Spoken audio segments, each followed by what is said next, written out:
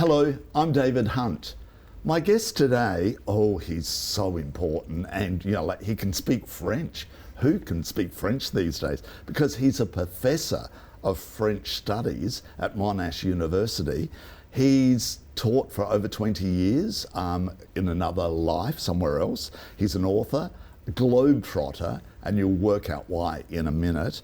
And he's also been influential in the LGBTIQ plus community as an author, and we'll touch on that a few times. So let's meet this very learned man who we're very lucky to have in the studio today. Jarrod Hayes, hello. Hi, it's a pleasure to be here. Oh, it's my pleasure to chat with you. So your accent, where are you from? So I was born in North Carolina, a state in the southeast of the United States, sort of midway down. Grew up in a small town of about 200 or so people called Aquadale, right? Which is about an hour from the state's largest city, Charlotte. What was life like for you growing up in a fairly smallish town? And did you have a fun time growing up? Well, I did, right? I had a very happy childhood. In those days, we were left pretty much to our own devices, and so going out, playing by the creek, or going into the woods, that I have very fond memories, right? Doing things like that. When did you realize that you might have been gay? I was around 8 or so, when I started noticing men in their bathers during summer vacations at the beach. I grew up about let's say 4 hours from the coast. So 4 hours. So you were inland, right? Yeah. Okay. And did you keep it to yourself? I mostly kept it to myself. I was never into sports, so I was never thought of as a very masculine boy. My difference was noticed from about puberty, I would say, but I developed strategies for sort of hunkering down, sticking to my studies, making sure I got into the most advanced classes, so that to kind of stay away from potential bullies. Right. Basically. Okay. Yeah. Oh, smart move. What about your parents? Coming out to them, how did that go? So it was interesting and in several steps. I was already in New York working on my PhD, and I would come home for the summers often, save a bit of money. And my sister at the time was designing displays for a department store, and I met her for lunch, and she had this very worried look on her face, and she said, well, she's like, Mama asked me what Scorpio is, and she goes, oh, it's a gay bar in Charlotte. And she said, well, your brother has a membership card. And so there I was, a card-carrying homosexual. So that happened. So I knew she knew. I was about, I would say 20 at the time. No, it was more like 22. Went unspoken for quite a while. My mom was taking me back to the airport a couple of summers later, and I was camping it up a bit in the car, and she just came out with the question, how long have you known? And I'm not even sure she used the word gay. Yeah. And so I gave her basically the answer I just gave you, and then she said in the accent, right? She's like, well, just the other day, your father asked me, Rick and Jarrod's ever going to get married? And she goes, Ski, you are so stupid. And I said, does he know? Well, of course he knows. And so that was my coming out. Wow. Right? Yeah. Fantastic. Yeah. Fantastic. All right. Well, let's move to New York. What did you go to New York to study? So I went to study French literature. Right? Why? I started learning French because it was the only foreign language that was offered in my first high school. Okay. Right? It was a bit like Latin in the old days, like you had to learn a language and that's the one it's going to be. Yeah. The magnet school I was mentioning was a science and math high school, and I thought I would want to go to medical school, but I was very fortunate to have a mentorship, and in my mentorship I basically got to see everything that goes on in a hospital, and not a single thing made me, like, I could barely stay conscious during any of these things. And so I'm like, this isn't going to work. Yeah. And genetic engineering was becoming a thing at the time, so I thought I might do that. But then I got to uni and I was looking at the units I wanted to take, and they were all French. And so I sort of made lots of individual small steps, but it ended up with the French major. And you're happy that that's the path you took? Yes. And, you know, I realized fairly quickly that I was good at reading and good at literary reading. And so it seemed to me that studying French was like doing an English major, but with an extra language, right? Yeah. Somehow I needed that extra challenge. And so it's given me a wonderful life. Yeah. And it's brought me here to Melbourne. So. Yeah.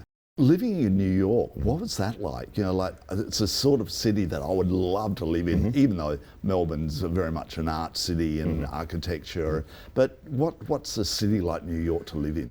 It's a great place to be gay. It's an expensive city. I always say you have to either be very young or very, very rich.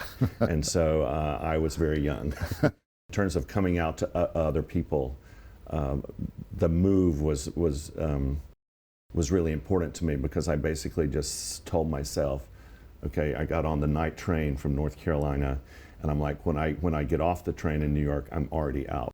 I always found the performance of coming out a bit awkward, and so that's how I avoided that performance. And so, you know, it was ACT UP was very big then, and then a couple of years after that, a related activist group, Queer Nation. So I moved into a very vibrant gay scene, also a very important part of LGBTQI history, which was the fight against AIDS. Yep. And so politically, that was happening around the same time that queer theory was becoming the latest thing in academia. And so all of those things sort of coincided.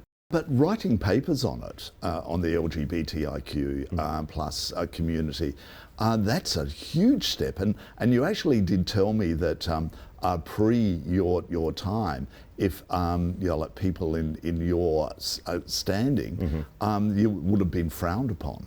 Well, it's not so much that it was frowned upon, but so people who started their PhDs just a couple of years before I started mine. Their supervisors were very sympathetic. They encouraged them to do the work, but they said, don't write your thesis on it, because your thesis topic is what's going to get you a job. Yep. So wait till you have the job and then allow that part to blossom. What was your thesis? So my thesis was on representations of non-normative sexualities, gender insubordination, and sexual dissidence in North African literature, mostly novels, written in French. That's very involved. And how long did it take you to write it? PhDs take longer in America, so I took about 7 years to do mine. Here we try to get them through in 3, in part because there's a lot of coursework involved, about 3 years in my case. And so it was like my first or second year that I took a course on North African literature and started noticing all these fabulous sex scenes, and I'm like, that's what I want to do. I worked on the thesis for about 3 years, I would say. Once the coursework was finished, I did my written exams, which are general, and then for my oral exams, we got to choose 3 topics, and one of well, they were all sort of related to that topic, but one of them was specifically on North Africa. Right, okay. Now, some of the books that you've been involved in are Queer Roots. Tell us about that. When I was growing up, the television miniseries Roots was a big thing. Yep. You know, I was about 7 or 8 when that happened, and it was really interesting growing up in a part of the country that's usually considered very racist, at how many people, black and white, identified with that show. And if you're familiar with the story, it's about a contemporary African American writer who manages to trace his roots back to an African ancestor, something that because of the disruptions in family structure that happened because of the slave trade Yep. is very rare, if not often considered impossible. Yeah, well, it would be. Yeah. I could imagine it would be. But this notion of knowing where you're from Yeah. was really important. And you know, as I began teaching French, and right, you can't just teach North African literature in French. So in America, if you can do that, they think you can also automatically be an expert in Quebec, in sub-Saharan Africa, in the Caribbean, and places like that. So I quickly had to gain a working knowledge of these literatures in order to teach professionally. And I started noticing these weird kind of roots, first in the Caribbean literature. So instead of like a single root, they were interested in mangroves. And imagine a family tree that looks like a mangrove, where you can't tell which came first, the root or the branch. Yeah, yeah. And so That's very clever. yes, and it was, and often mixed with that, you would start to find non-normative sexualities, right? So there's actually a beat in Martinique where gay men cruise among mangroves. If you think of like Roots, Alex Haley's novel, and mapping a family tree that's all about heterosexual descent, you know, how do queer people think about their roots in that way? How do we look into family trees and see what's less obvious? Yep, yep. And so that's how I became interested in roots. Right. And thinking about the relationship between diaspora and home and how those are connected, not in straight ways. Yeah, yeah. How was it accepted when you published it, and did you go on like tours talking about it, or? Well, academic books don't tend to have the kind of readership that would financially justify the press sending you on a tour of America. But if we go back to the work on the thesis, it's not like someone woke up and realized, oh, now you can actually do your thesis in queer studies.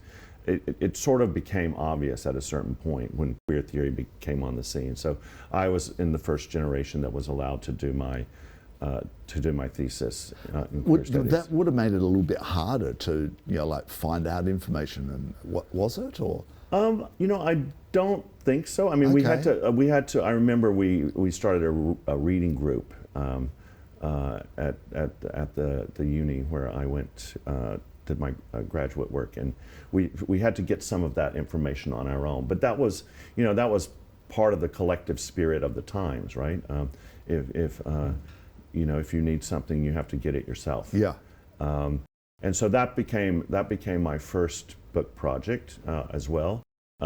Which was what? Queer Nations, Right. Marginal Sexualities in the Maghreb. The Maghreb being, in this context, a French word for the French-speaking countries in Northern Africa. Right.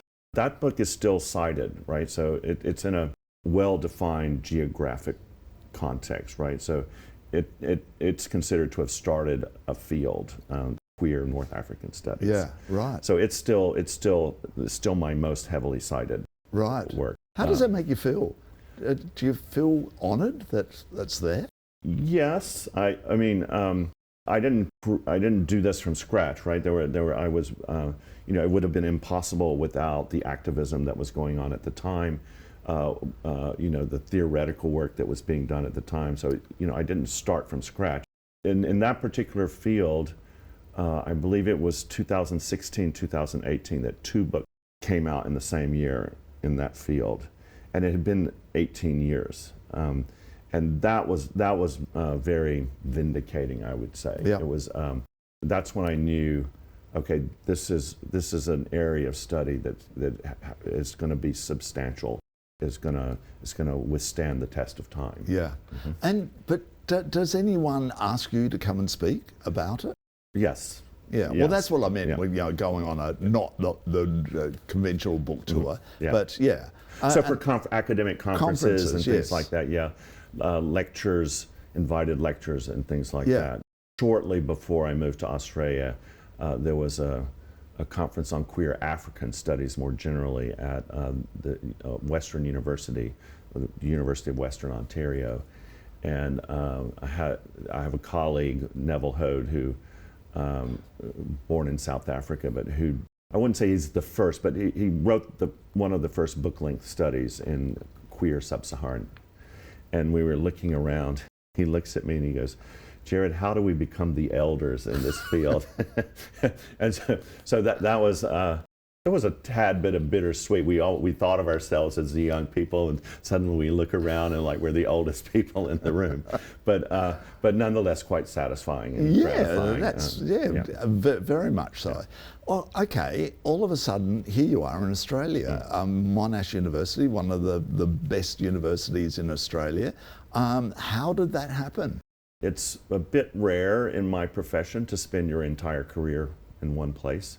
Oh, okay. And you know, I had a wonderful job at the University of Michigan. Was there for 22 years.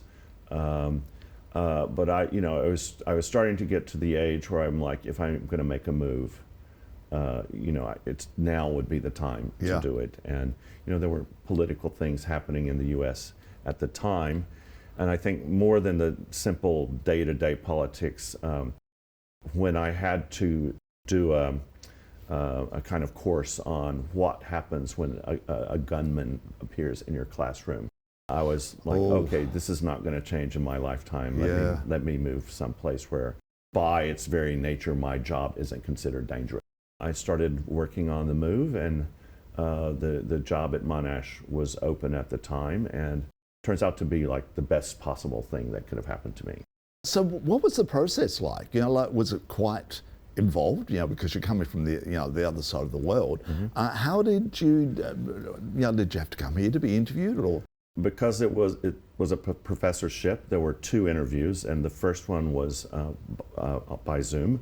So as it turned out, I was I was invited for a campus visit and interviewed here as well. And what did you think when you first arrived here? Was it your first time in Australia? Yes. Well, I think there's an initial shock that I always experience when I land somewhere for the first time. Even though I'd been to Australia once, it was in Sydney. Uh-huh. And it takes a day or 2 to get your bearings, but like every day, there was something I saw that I was like, I can live here. And not only I can be really happy here. Yeah. Just to name or describe one of those moments, like when I went to the Ian Potter Center and saw all this amazing Australian art, and I said, I can learn something new every day. Part of the move is about this kind of radical change, right, that forces you to think about things differently, even in terms of teaching techniques and getting used to a new system. Particular words, we've mentioned that to each other, yeah. And so you went back. How long was it before you found out that you had got it, and was it really hard to calm down about it? This is another interesting story, right? So I came early to adjust to the time difference, right? And so I did all these touristy things before the actual interview, but then the time for the interview came. It was initially a small window of time, and then I was like, oh, would you like to teach a class for us?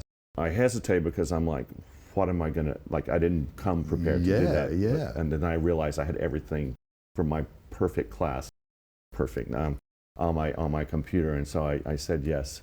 Former PhD student of mine who was teaching at the time at UTS, she actually came down and put me through an interview boot camp.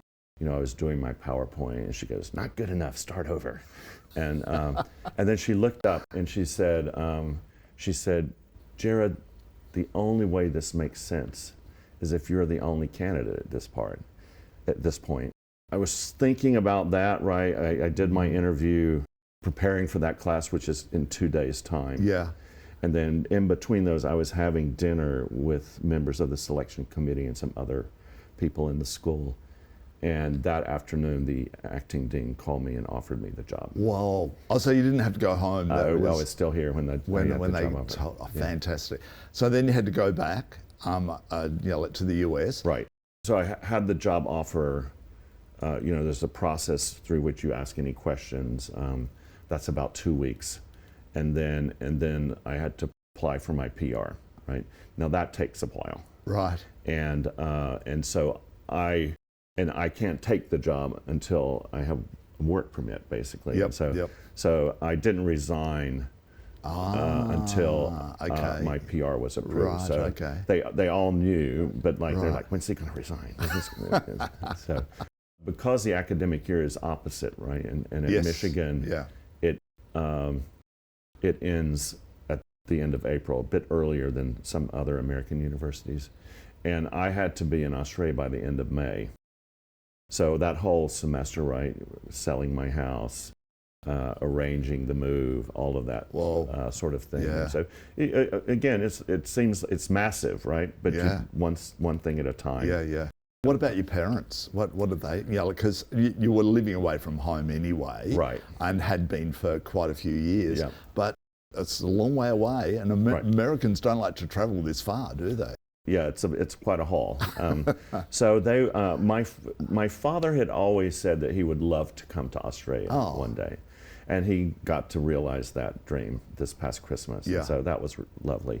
My mom seemed a bit more surprised, which surprised me because. But a baby boy was leaving the nest. Well, the country nest.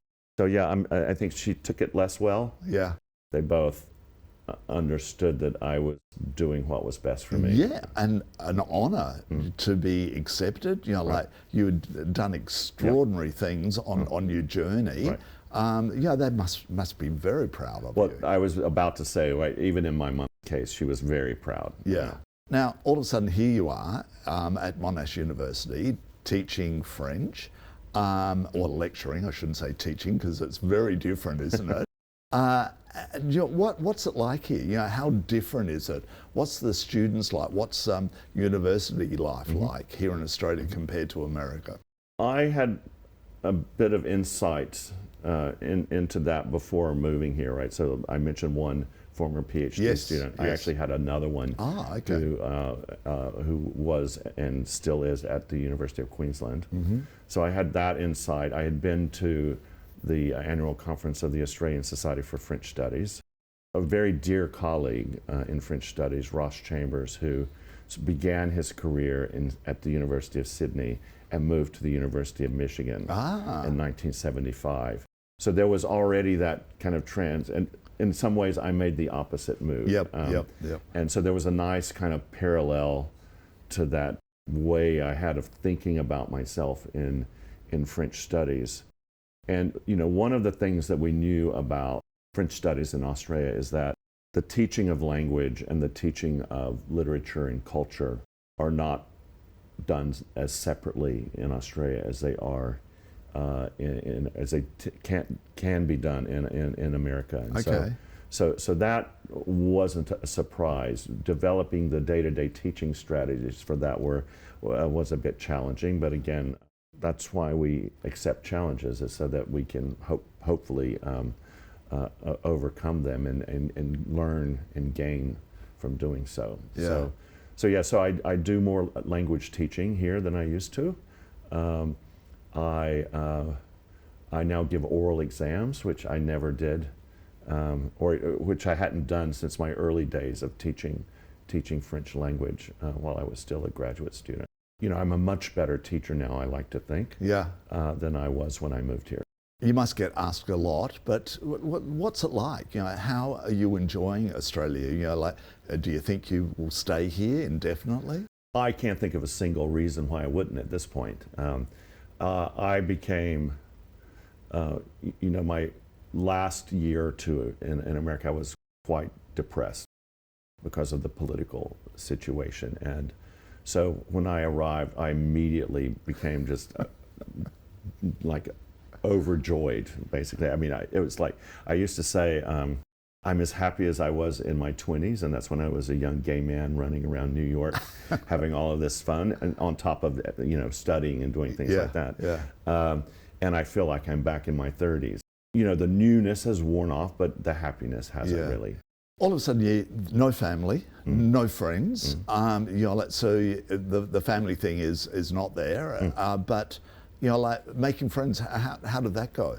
I like spending time in pubs and I'm a man of habit. Right. So now pubs. Now there's a saying that you don't say in America. Right. So I have my father's always kind of admired the quality of my friendship, but I think he was kind of worried that I'm moving to this new country. Will I be able to do that? And so when he was here and got to meet all my friends, we took the whole family to the cricket match. Oh, right. And what Boxing Day? Well, I don't like crowds, so we went 2 days later. Right. Okay. Still guaranteed a match, but fewer people. Yeah, and it was actually at the MCG that he said, "Well, I don't think he's coming back home," and I'm like, "I am home. Like, what are you talking about?" Hey. And so I think they were relieved at how great my friends are. Partner, did you have a partner there? Did you leave a partner behind, and have you found a partner here? So I found love in Australia. Oh, I can see the hearts falling from the ceiling. So I was here about a year when I met my now partner, Nick. Yeah. Nick? And we were a lockdown couple, right? So we've been together for about 3 years, 2 of which were in lockdown, right? So, yeah. No COVID divorce for us, and I think if you can live through a lockdown, you can live through anything. Yeah, true. Was it hard, with what you do, being lecturing, doing it online? How did that go for you? There was a lot of teaching prep that had to go in. So we couldn't just necessarily show up and do our lecture, right? It needed to be recorded, and it needed to be recorded in advance. Oh, and so you didn't do it on the spot, So any content that was teacher fronted, it's better to. It's one nice trade-off is say, okay, if I'm going to have to listen to this lecture online, I can at least do it when I want to. Yep. And then so the face-to-face or the what we call synchronous learning activities, right? When you're in the same Zoom room as everyone else, that's more for kind of collaborative group work, right? Learning activities, yep. And that kind of thing. And actually, I found an advantage because in Zoom you have breakout rooms. And so one of the things you try to do in a language classroom is to put students in small groups, yep. And try to get them to speak French. Yes. And so in a classroom, in a physical classroom, you have to run around the class and you start hearing English, and so you'll. Hey, come on! What are you doing? Yeah. But in Zoom breakout rooms, you can instantly go from one to the other. Yep, and they don't know you're on the way there. Yes. And you can with Google Documents, right? You can give them a worksheet, and you can watch it in real time as they fill it out, and that's a lot easier than standing over someone's shoulder. Yeah. And so there are things that I really liked about Zoom teaching. I understand that for students it was a less fulfilling way to learn, and so we're now back doing the final stages of the transition back from that. Yeah. So you obviously can speak French. Well, we hope you can. And of course you can because you're teaching it as well. What a wonderful thing to have another language and French as well. Have you got an accent with it? If you go to Paris, Mm-hmm. all people go, he's from somewhere else. They know I'm from somewhere else. They don't necessarily know where. Occasionally, if I'm lucky, they'll think it's somewhere else in the French-speaking world. Okay. And because I I did my graduate studies in New York, Montreal is only a 12-hour train ride away. So I used to go there and buy my book. When I'm talking about certain things, or I'm, especially if we're studying a text from Quebec, my accent can get a bit more Canadian. Right, okay. And so, I found I was once in Grenoble, shortly before I moved to Australia, I directed Michigan summer program in Grenoble and was sitting in a bar, and I heard myself, and I'm like, that sounded really Canadian, didn't it? There is definitely an accent there, but have you felt that, and did your father mention to you that you sound like a bit Australian lad? Oh, some things, like I find that my presence isn't considered as exceptional when I soften my R's a bit. I'm not quite good at that yet. I adapt to the certain vocabulary differences. Like I say aluminium now, and Right. things like that. Yeah. But yes, and no worries. Like that comes automatically. Like so, they laugh at me when they hear that. It is, no worries, is a very strange one.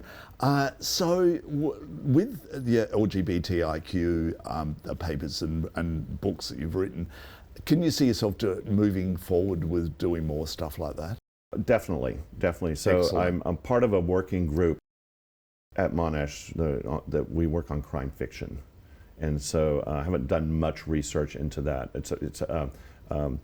I thought of it until I moved here as what I do on my lazy days when I'm not working. But as it turned out, I've turned all those days into work now. So all my Miss Marple, my Murder, She Wrote, and so I'm really interested in the question of queer crime fiction. What does it mean? Because detectives often solve crimes by picking up on secrets. Digging into people's closets and finding their secrets. What happens when the detective is gay? Doesn't matter if he or she is in the closet or not.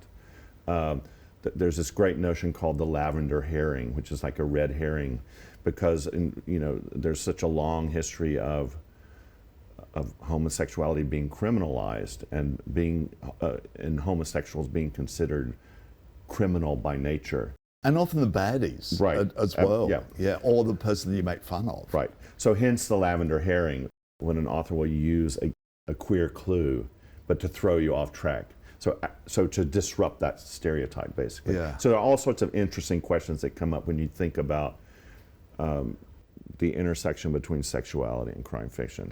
A classic one is Daniel Craig's Glass Onion.